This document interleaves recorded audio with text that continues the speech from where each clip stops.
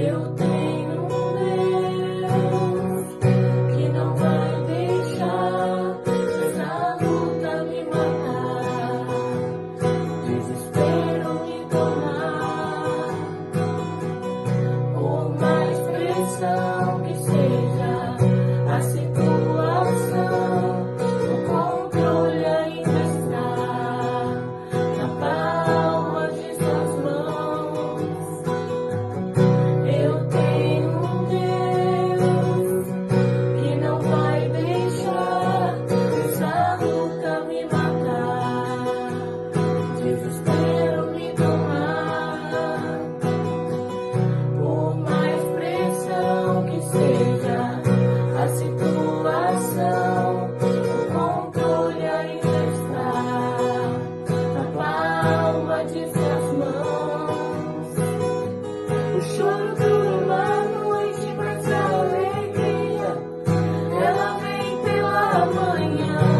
Eu creio, eu creio. O choro dura uma noite, mas a alegria, ela vem pela manhã. Eu creio, eu creio. Ainda que a figueira não floresça, que não haja fruto na vide, que o produto da oliveira minta, todavia me alegrarei, todavia me alegrarei, todavia me alegrarei.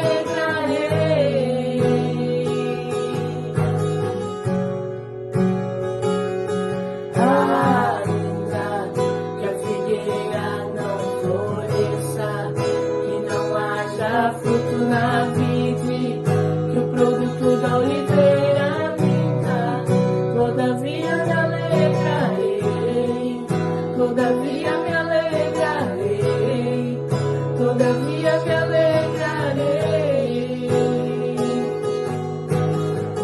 Choro dura uma noite. O choro dura uma noite, mas a alegria, ela vem pela manhã. Eu creio, eu creio. O choro dura uma noite, mas a alegria, ela vem pela manhã.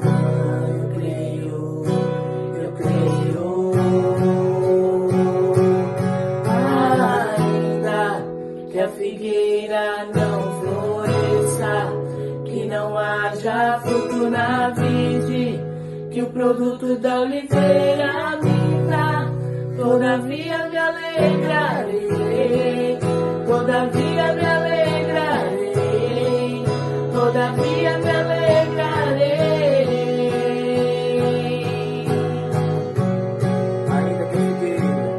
Ainda que a figueira não floresça, que não haja fruto na vide, que o produto da oliveira minta, todavia me alegrarei, todavia me alegrarei, todavia me alegrarei.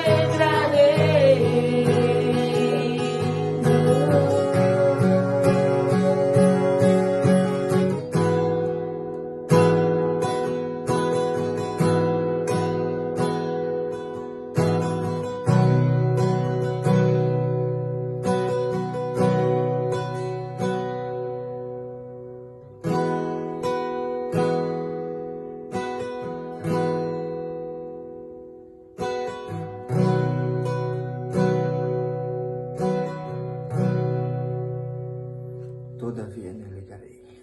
Boa noite, graça e paz. Todavia me alegrarei. Todavia me alegrarei. Que bonito, né, esse louvor. Maravilhoso. E é maravilhoso ver uma família cantando a Deus. Quem que é essa família? É o irmão da Kelly, o Kleber, a esposa Paula e a filha, minha sobrinha Mariana.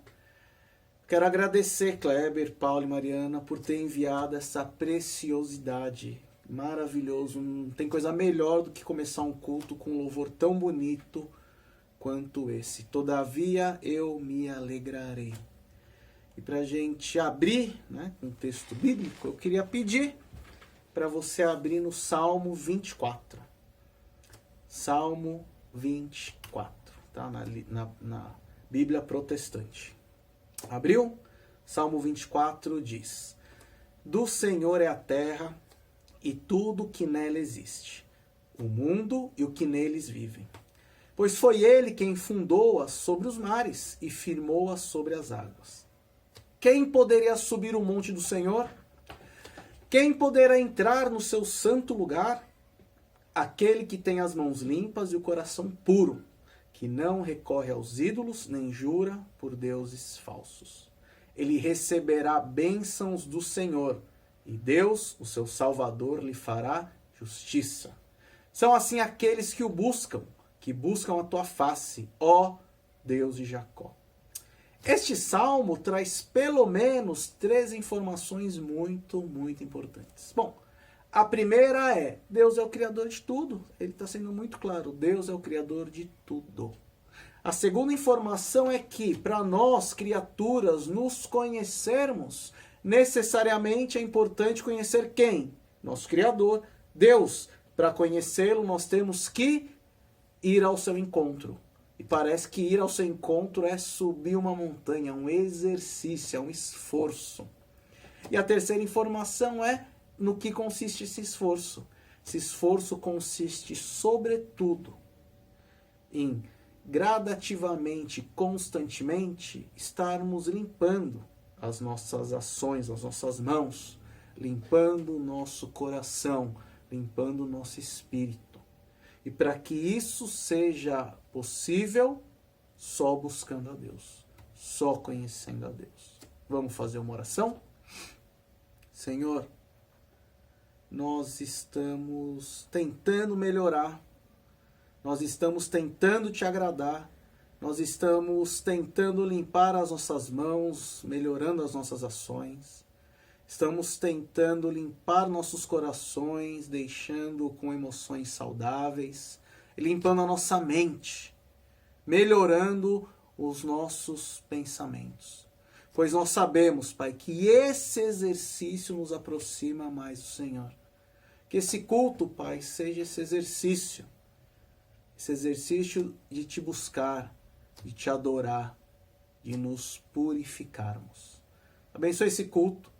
Abençoa cada um que está conosco essa noite. No nome santo de Jesus. Amém. Amém. Buscar a Deus, subir o monte, buscar um lugar de conforto e paz. É isso que acredito que todo ser humano quer. E pensando nisso, o filme que eu trago hoje, na verdade um desenho, tem tudo a ver. Tem tudo a ver. O nome chama-se Em Busca do Vale Encantado. É um filme que eu assisti quando criança, a minha prima Janaína, né, que hoje é ilustradora e escritora de livros infantis, que me indicou. Né? E é uma história de dinossauros que estão passando uma grave crise de fome, crises naturais, então eles decidem migrar para um suposto vale, um vale encantado, um vale que ali teria alimento, teria uma certa prosperidade. Né?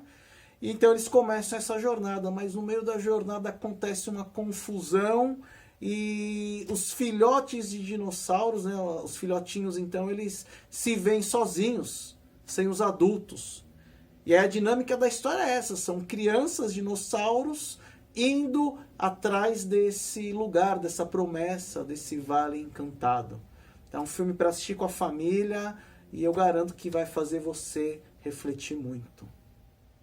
E pensando em reflexão, pensando em jornada, pensando em vida, eu trago um livro hoje, que esse aqui, ó, é A Morte de Ivan Ilitch, do Leon Tolstói. Tá?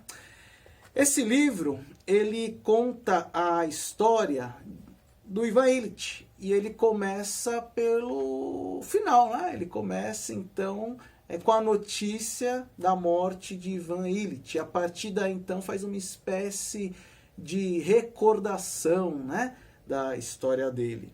Então é uma história muito interessante, é um livro muito interessante, que essa personagem, Ivan Illich, ele é funcionário público, ele alcança o cargo de juiz, casa-se, mas não é uma vida de grandes feitos, de grandes ações, é uma vida, pelo que eu percebi dentro da realidade da Rússia, uma vida normal, né? Mas num dado momento da história, e vocês vão ver que é uma coisa muito estranha, ele fica doente, fica acamado. E quando ele está nessa situação, ele começa a rever alguns valores, ele começa a ter uma série de reflexões. E isso nos impacta diretamente, porque a única certeza que nós temos da vida é a morte. Então é um livro, olha, fininho. Você lê aí, você pegar a sério no máximo em 2 dias. Mas eu garanto que você vai ficar pensando nele no mínimo umas 3 semanas. Eu estou pensando nele até agora, está me fazendo refletir muito sobre a minha vida, sobre as minhas ações, tá?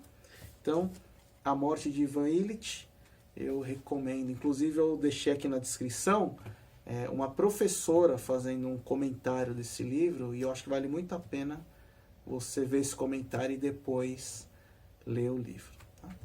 E aproveitando dessas dicas, eu queria pedir para você se inscrever no nosso canal, curtir esse vídeo, faz um comentário legal aí, tá? Por quê?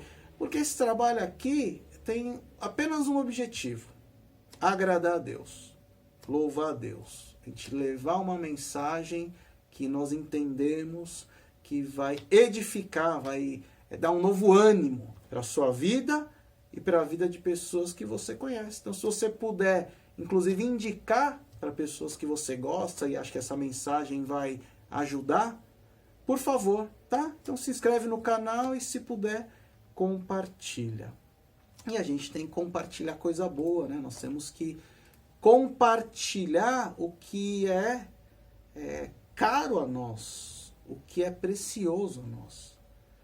E agora, no nosso momento de louvor / reflexão, eu trago um poema de uma poetisa, professora, educadora, missionária da Batista e autora de literatura infantil. O nome dela é Mirtz Matias. E o poema diz o seguinte: dizem que a dor e o amor fazem o poeta, mas eu acho que é só o amor. Com ele escrevi os meus primeiros versos, que até hoje ainda sei de cor. Era assim: eu vejo estrelas no céu, estrelas no teu olhar. Eu ouço o canto dos anjos quando te escuto falar. Nasce uma flor no caminho quando te vejo passar. E era verdade. Eu vi estrelas no céu, estrelas no seu olhar, ouvi o canto dos anjos quando ouvia falar. Vi uma flor no caminho quando ele estava a passar. Depois, sem ele, escrevi meu primeiro poema de desilusão. Desses poemas que nascem nas noites de solidão.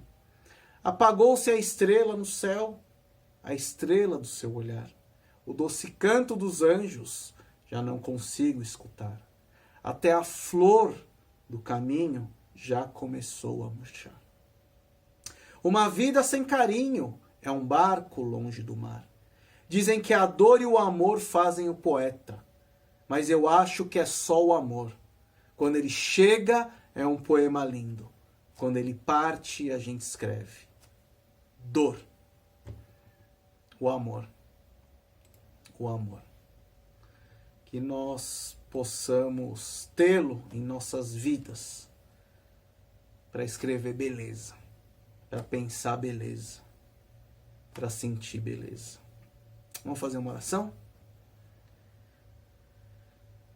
Deus, o Senhor é amor, o Senhor é beleza, e através do Senhor nós conseguimos refletir e replicar essa beleza. Senhor, eu vou pregar agora, eu vou falar um pouco do Senhor, que das minhas palavras saiam beleza, que das minhas palavras saiam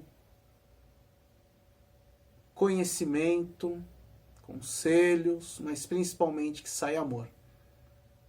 Que quem escutá-las sinta esse amor e haja de forma mais bela.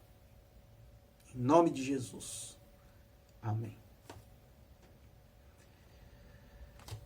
Hoje eu quero compartilhar com os irmãos, com você, o texto que está lá em Mateus 5. Mateus 5, versículo 1 e 2. Abra sua Bíblia. Mateus 5, versículos 1 e 2.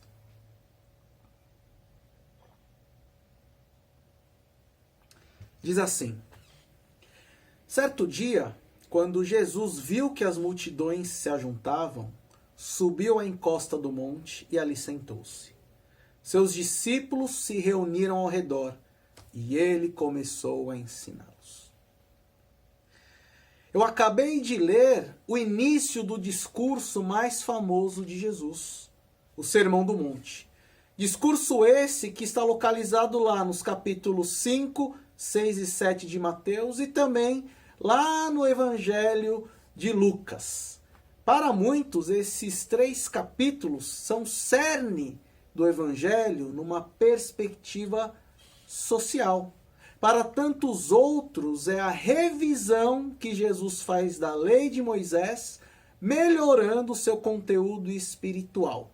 Para outros, representa uma espécie de quadro escatológico. Eu já vou explicar o que é isso. Quadro escatológico é sobre o que vai acontecer no fim do mundo, no fim da vida de tudo isso aqui, né? Essa nova etapa. Então fala exatamente do quê?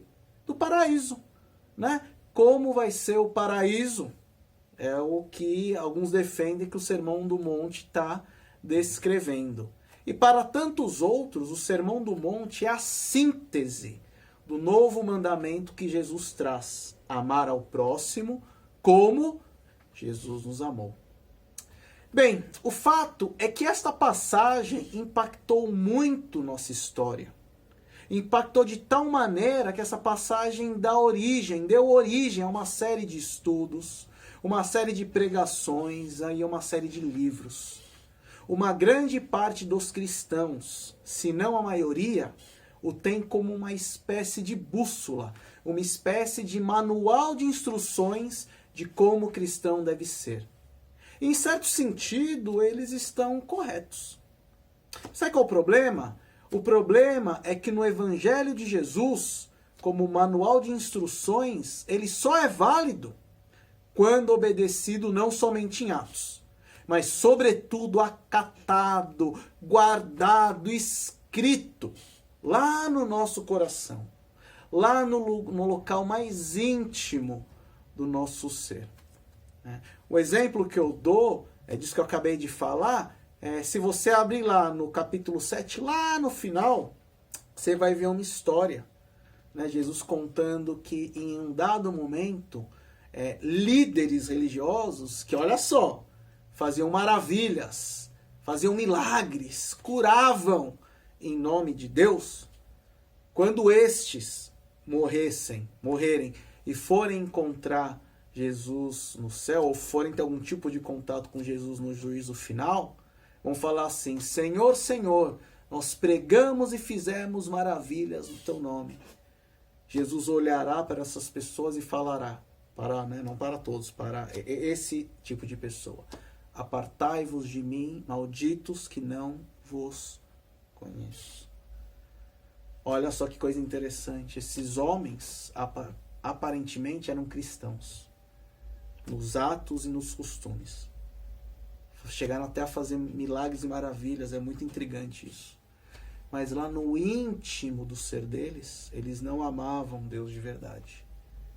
Eles não serviam Deus com todo o ser, com todo o íntimo. Muito interessante.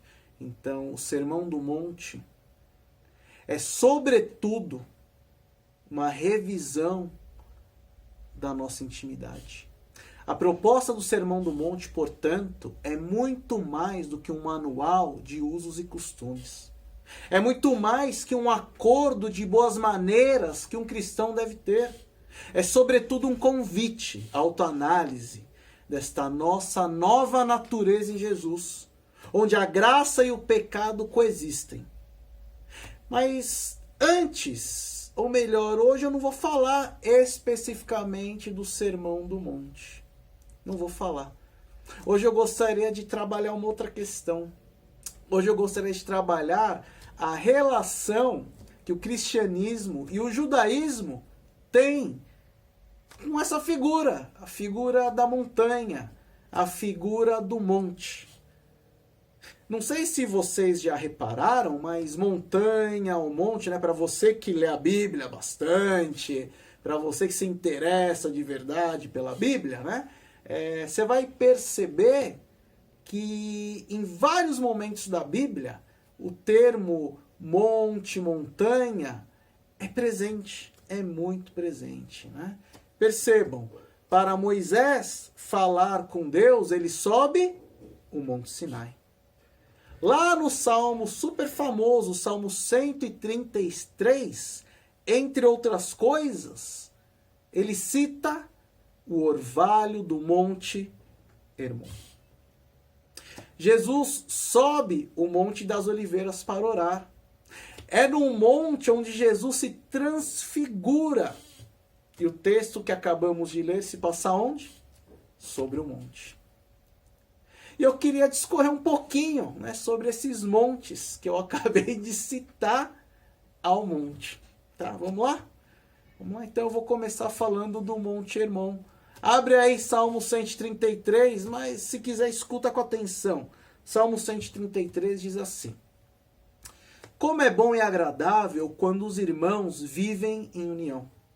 Pois a união é preciosa como um óleo da unção, que era derramado sobre a cabeça de Arão e descia por sua barba até a bainha de suas vestes.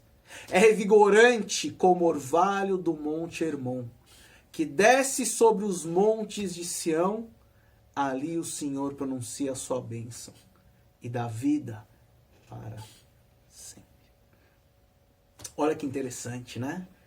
Nesse texto o salmista ele faz uma comparação, né, entre a beleza da comunhão com a preciosidade do orvalho do Monte Hermon. Ele diz que a comunhão é algo revigorante, como o orvalho deste monte. Mas o que isso quer dizer? Bem, primeiro nós temos que pensar sobre a localização do Monte Hermon, né? E você deve estar pensando, lá vem o Leonardo falar de geografia de novo. Vou ter que falar, desculpa, vou ter que falar, mas é importante você saber. Não cai no vestibular, mas é importante você saber, tá? Esse monte, ele ficava numa região desértica, portanto, muito ruim para o plantio, horrível para a agricultura. Mas por incrível que pareça, o povo de Israel conseguia ter uma agricultura muito próspera ali no pé dessa montanha, ali no pé desse monte. E como que isso era possível? Como isso era possível? Isso era possível porque no cume do monte, lá no pico, lá no ponto mais alto desse monte, é um local muito frio e muito úmido. Por conta disso, lá no pico desse monte tem muita neve. Tem muita neve. E essa neve começa a se acumular de tal forma que ela começa a desmoronar. Ela vai desmoronando, vai derretendo, vai virando água até chegar no pé do monte. E ali no pé do monte, então, tem uma concentração muito boa de água que acaba irrigando, hidratando, deixando o solo maravilhosamente bom para a agricultura. Outra informação interessante é que grande parte dessa água corre lá para o Rio Jordão. Né? Então, o Rio Jordão é o que é também por causa do Monte Hermon. O que eu quero dizer com isso? Esse monte tem importância vital para esta região. Tem importância vital para a vida dos israelitas nesta época, pois é dele que a água da agricultura e do rio Jordão se origina. Desta forma, o Monte Hermon simboliza vida, e sua água é o que traz vigor. Então o salmista ele faz exatamente desta forma essa aproximação entre este monte, o orvalho deste monte, e a comunhão. Pois ambos trazem comunhão e o orvalho desse monte trazem vigor.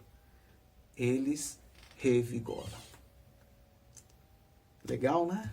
Bonito, né? Olha, vale a pena saber geografia. Quero passar agora para o próximo monte. Monte Sinai. O que significa, né? O que simboliza o Monte Sinai? Bem, não se sabe ao certo o porquê o Monte Sinai tem este nome. Alguns defendem que é por causa de um deus adorado ali na região de nome Sim. Outros atribuem a vegetação presente naquele monte, uma vegetação muito espinhosa. E em hebraico, o termo espinho é Senei. O fato é que, depois que o povo sai do Egito, atravessa o Mar Vermelho e peregrina pelo deserto, num dado momento, eles montam acampamento aonde? Ali próximo do pé do Monte Sinai.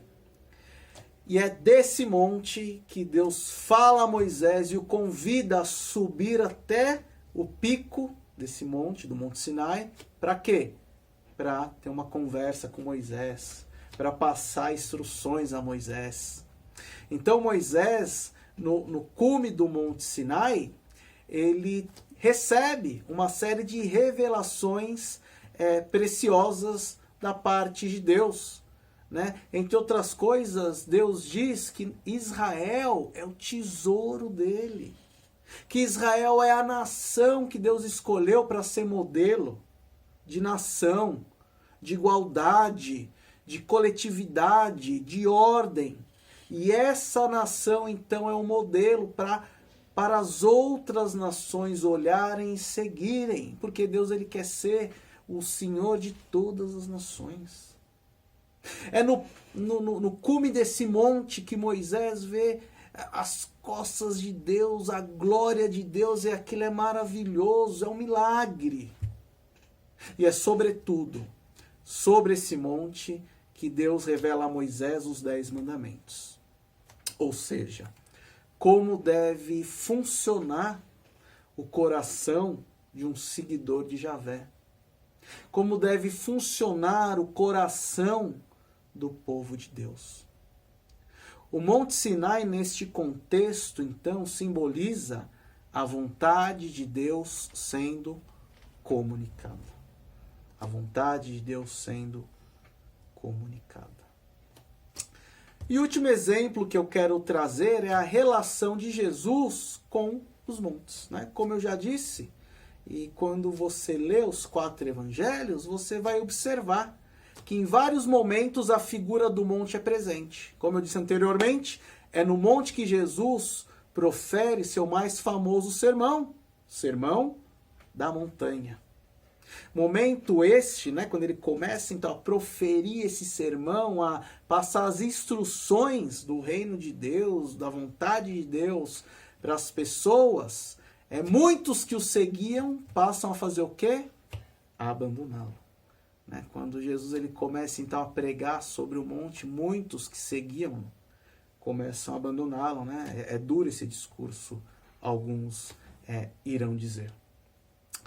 É no monte também que Jesus, lá no das Oliveiras, junto a apenas 3 discípulos, né? Ali no ponto mais alto, sobe para orar. Naquele momento do monte. Então ele chega no cume do monte com poucos discípulos para orar. E é sobre o monte também que Jesus se transfigura. E quando ele se transfigura da mesma forma, é apenas para 3 discípulos, para poucos discípulos. Então, a figura do monte no ministério de Jesus, ela é muito importante. Ela é muito simbólica É sobre o monte que Jesus passa as instruções mais importantes. É no monte que Jesus ele mostra a sua glória. E é no monte em que Jesus ele faz sua última oração. A oração derradeira, a oração que antecede o fim e o começo do seu maior propósito, de morrer pelos nossos pecados e dar vida à humanidade. Portanto, quase que como uma regra, sempre que Jesus subia um monte, era porque algo importante iria acontecer. Sempre que a Bíblia traz a figura de um monte ou de uma montanha, é porque ali, naquele momento do texto, muito possivelmente tem algo relevante. Nestas perspectivas, portanto, quando penso em monte, eu acabo pensando em caminho difícil de ser percorrido, não é? Vamos e convenhamos, né? Subir um monte é uma tarefa que não é fácil, né? Subir uma montanha não é uma coisa fácil. Muito pelo contrário, é extremamente desafiador. Mas saibam que é quando nós chegamos no cume do monte que nós temos o privilégio de acessar a beleza de uma paisagem que nós não temos no mesmo nível do pé do monte.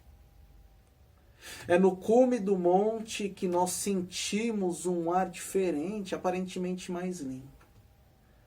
E, sobretudo, é no cume do monte que nós olhamos para o lado e vemos quem conseguiu nos acompanhar até lá. E nós, infelizmente ou felizmente, perceberemos que não tem muita gente do nosso lado nessa caminhada. Aparentemente, poucas pessoas conseguirão nos acompanhar nesse desafiador caminho. E pensando nisso, pensando em monte, em caminho e desafio, eu vou ler um discurso, eu trago um discurso de um homem, na verdade de um pastor, que chegou no topo da montanha. Ele chegou no topo da montanha e nos trouxe as seguintes palavras. Eu vou ler um pedaço, tá? Do discurso dele. Muito obrigado, meus amigos, enquanto ouvia a eloquente e generosa introdução de Ralph e pensava em mim mesmo. Fiquei imaginando de quem ele falava. É sempre bom ter o seu mais íntimo amigo e colaborador para falar algo de bom a seu respeito. E Ralph é o melhor amigo que tenho no mundo. Estou encantado de vê-los todos aqui nesta noite, apesar do alerta de tempestade. Isso revela sua determinação para prosseguir sob quaisquer circunstâncias. Algo está acontecendo em Mênfis. Algo está acontecendo no mundo. Sabem de uma coisa? Se eu tivesse presente no princípio do mundo e pudesse ter uma visão panorâmica de todos os tempos até os nossos dias, e o Todo-Poderoso me perguntasse, Martin Luther King, em que época você gostaria de viver? Eu faria mentalmente uma viagem ao Egito e talvez prosseguisse pelo Mar Vermelho e pelo deserto em direção à Terra Prometida. E apesar de sua magnitude, eu não ficaria ali. Eu seguiria até a Grécia e dirigiria o meu pensamento ao Monte Olimpo. Encontraria Platão, Aristóteles, Sócrates, Eurípides e Aristófanes, reunidos em torno do Partenon, a discutir os grandes e eternos temas da realidade. Mas eu não ficaria ali. Eu seguiria adiante, até o apogeu do Império Romano, e veria as conquistas de tantos imperadores e líderes. Mas eu não ficaria ali. Eu chegaria aos dias da Renascença e traçaria um rápido panorama de tudo que ela fez pela vida cultural e artística do homem. Mas não ficaria ali. Sim, eu seguiria até a época em que viveu o homem, cuja homenagem me deram este nome, e veria Martim Lutero fixar suas 95 teses na porta da igreja em Wittenberg, mas eu não ficaria ali. Eu seguiria até o ano de 1863 e assistiria a um vacilante presidente de nome Abraham Lincoln finalmente chegar à conclusão de que tinha de assinar a proclamação da emancipação. Mas eu não ficaria ali. Eu iria ainda mais longe, ao começo dos anos 1930, e veria um homem combater a falência de sua nação. E ouviria um eloquente clamor de que nada há a temer senão o próprio medo. Mas eu não ficaria ali. Por estranho que pareça, eu me voltaria ao Todo-Poderoso e diria: se o Senhor me permitir viver apenas alguns poucos anos, na segunda metade do século XX, ficaria feliz. Que estranho pedido a se fazer. Afinal, o mundo está uma grande bagunça. A nação está doente. Há problemas e confusão por toda parte. Que estranho pedido. Mas de algum modo, sei que somente quando está suficientemente escuro, pode-se ver as estrelas. E vejo Deus agindo neste momento do século XX, de tal forma que os homens reagem de um modo estranho. Algo está acontecendo. As massas estão se levantando. E onde quer que se reúnam hoje, em Joanesburgo, África do Sul, Nairobi, Quênia, Accra, Gana, Nova York, Atlanta, Georgia, Jackson, Mississippi ou Memphis, Tennessee, o clamor é sempre o mesmo. Queremos ser livres. Mas tem outra razão para ficar feliz por viver nessa época. Forçaram-nos a tal ponto que hoje temos de enfrentar os mesmos problemas que os homens enfrentaram ao longo de toda a história. Mas as circunstâncias não os forçavam a isso como hoje nos forçam. Pois deste enfrentamento depende nossa sobrevivência. A humanidade há muitos anos tem falado de guerra e de paz. Só que agora não podemos simplesmente falar. Não é mais uma escolha entre violência e não violência, mas entre não violência e inexistência. Eis onde nos encontramos hoje. E no que diz respeito à revolução dos direitos humanos, se algo não for feito com urgência para tirar os povos de cor de todo o mundo de seus longos anos de pobreza, longos anos de dor e negligência, todo o mundo estará condenado. Por isso, estou muito feliz que Deus tenha permitido que eu viva nesta época, para testemunhar estes acontecimentos. Estou feliz que Ele tenha me permitido estar em Memphis. Esse é um pedaço do discurso do pastor negro Martin Luther King, de nome Eu Cheguei no Topo da Montanha. Como eu disse, Martin Luther King foi pastor. E por ser negro, por sofrer o racismo, ele lutou ativamente contra esse grande mal. Sabe por quê? Porque além dele ser negro, ele sabia que o evangelho é radicalmente contra o racismo. O pastor Martin Luther King tinha como missão lutar pela libertação da humanidade desse mal que é o racismo. Moisés, outro pastor, tinha como missão libertar o povo hebreu do totalitarismo egípcio. O Monte Hermon, que citamos anteriormente, ele tinha como função libertar as pessoas do mal da fome e da sede. O Evangelho de Jesus é o convite à liberdade. Ou melhor, o Evangelho de Jesus é a própria liberdade. Você e todo cristão tem por missão de vida levar a liberdade, seja no âmbito espiritual, seja no âmbito emocional, seja no âmbito social. O fato é que para que isso possa ser feito, é necessário primeiro a libertação individual. Você tem que se libertar totalmente. Jesus te libertou espiritualmente, emocionalmente e socialmente. Você não é mais escravo do pecado. Você não é mais escravo da sua mente, porque agora você tem a mente de Cristo. Você não tem mais a nacionalidade, seja ela brasileira, americana, não. Sabe por quê? Porque você é um estrangeiro e peregrino nesse mundo. Jesus está nos chamando para vivermos essa liberdade. Jesus está te convidando para subir a montanha, para presenciar sua glória, para que depois de tudo isso, você desça essa montanha, convide pessoas, pegue na mão de pessoas e junto delas suba essa montanha, para mostrar a elas o que é ser livre, o que é liberdade. Martinho Lutero tinha uma missão muito específica: libertar a humanidade desse horrível pecado que é o racismo.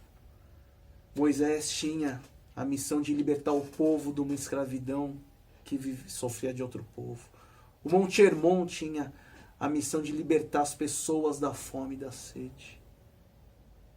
Eu gostaria muito que você refletisse o que fazer com a liberdade que você tem.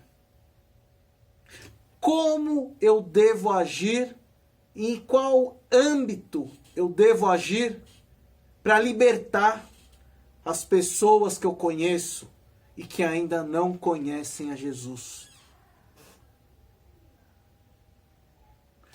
Suba a montanha, mas não suba sozinho.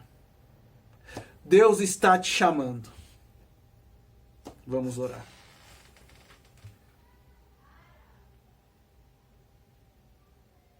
Eu sou livre.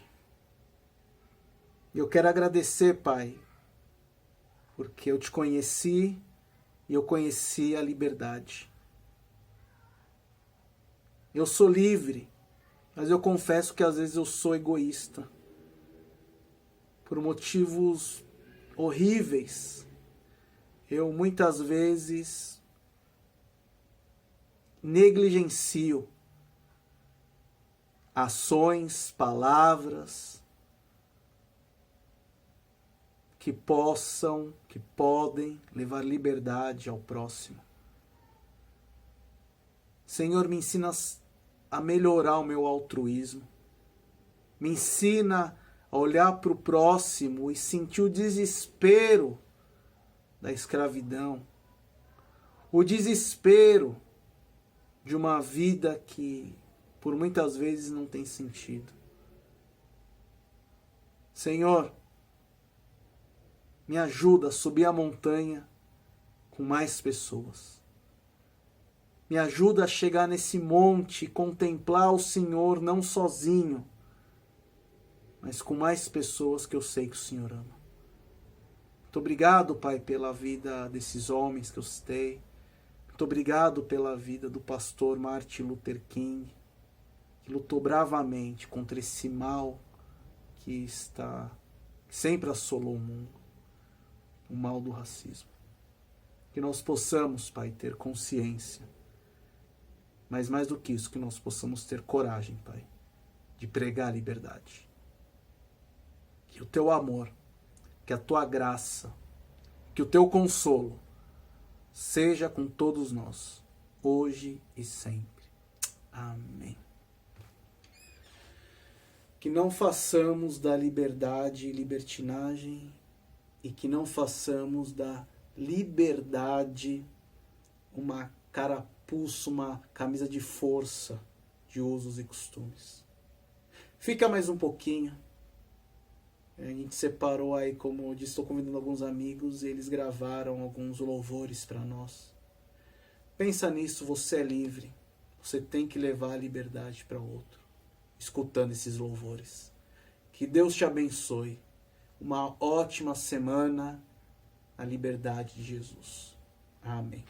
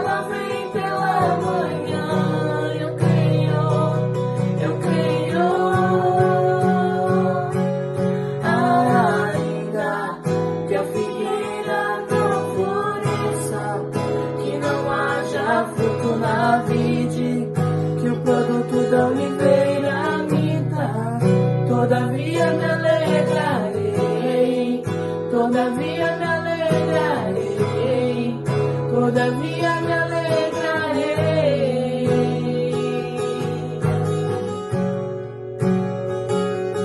Ainda que a figueira não floresça, que não haja fruto na vide, que o produto da oliveira minta, todavia me alegrarei, todavia me alegrarei, todavia me alegrarei.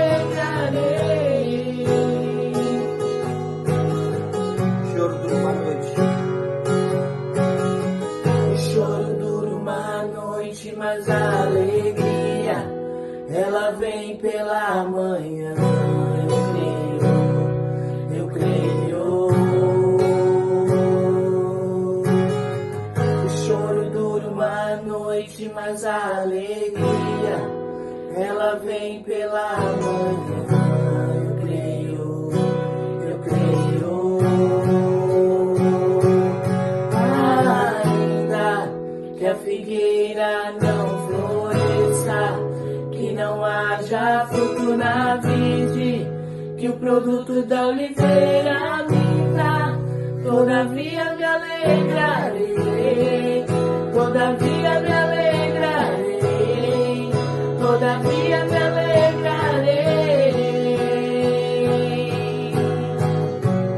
Ainda que a Figueira não floresça, que não haja fruto na vide, que o produto da oliveira minta, todavia me alegrarei, todavia me alegrarei, todavia me alegrarei.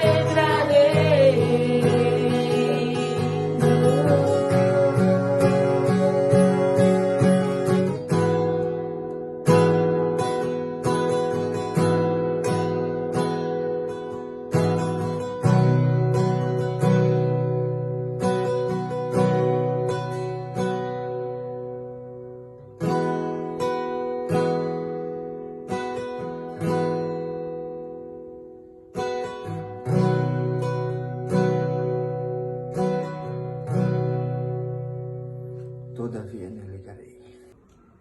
Graça e paz, igreja, tudo bem? Meu nome é Rodrigo Cavalcante, fui convidado pelo pastor Leonardo para estar ministrando uma canção hoje.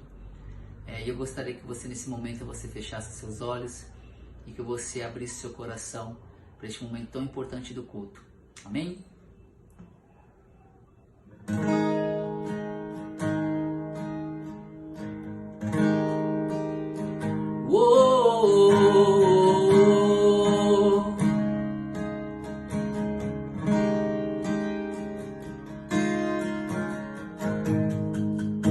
Uma chance igual a essa, talvez eu não tenha mais.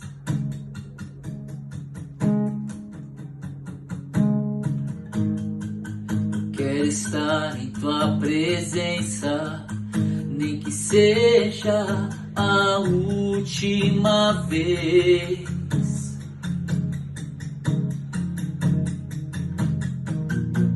Se tiver que gritar, eu gritarei. Se tiver que chorar, eu chorarei.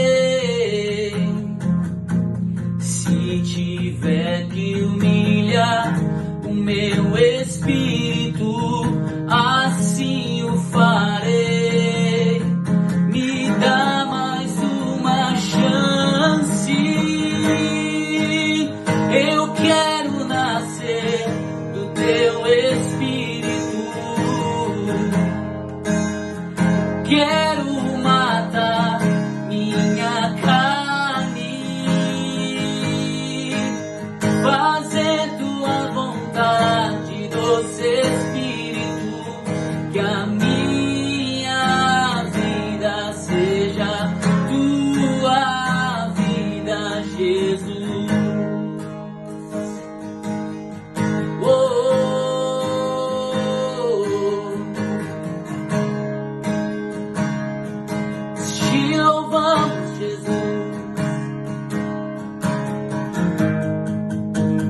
uma chance igual a essa.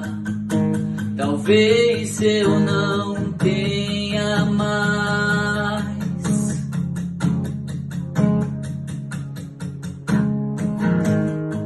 Eu quero estar em tua presença, nem que seja a última vez.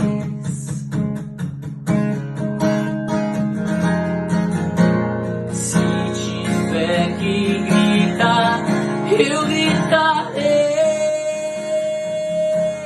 Se tiver que chorar, eu chorarei. Se tiver que humilhar o meu espírito, assim o farei. Me dá mais uma chance. Eu quero nascer do teu espírito.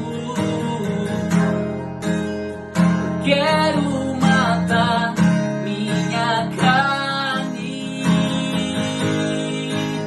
fazer tua vontade, doce Espírito. Que a minha vida seja tua vida, Jesus.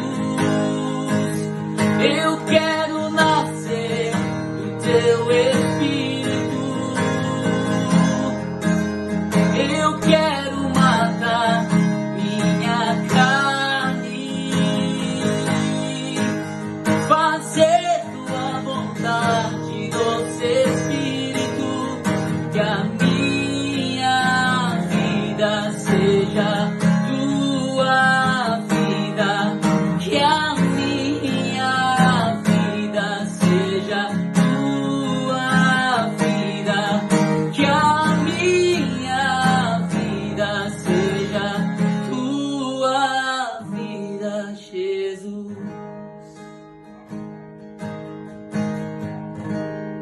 Que a minha vida seja tua, Jesus.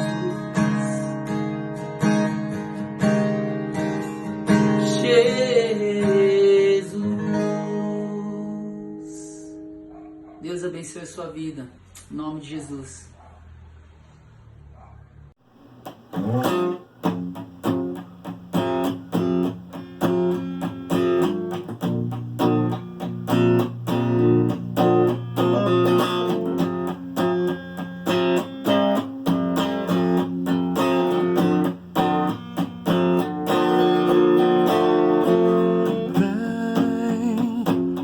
Essa é a hora da adoração. Vem dar a Ele teu coração. Vem assim como estás para adorar. Vem assim como estás diante do Pai.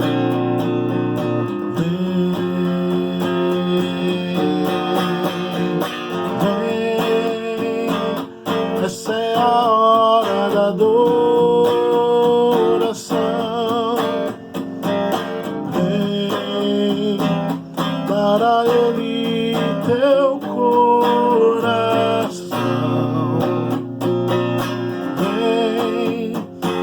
Assim como estás para adorar. Vem, assim como estás diante do Pai. Vem, toda língua confessará o Senhor, todo joelho se dobrará. Aquele que há de escolher o tesouro maior terá. Toda língua confessará o Senhor, todo joelho se dobrará. Mas aquele que há de escolher o tesouro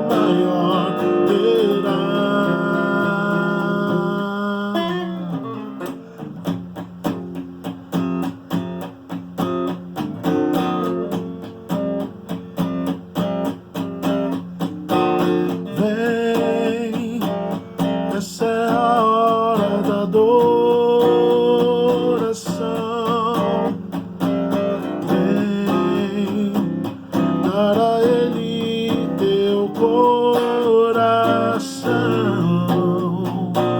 Vem assim como estás para adorar. Oh, vem assim como estás diante do Pai. Vem.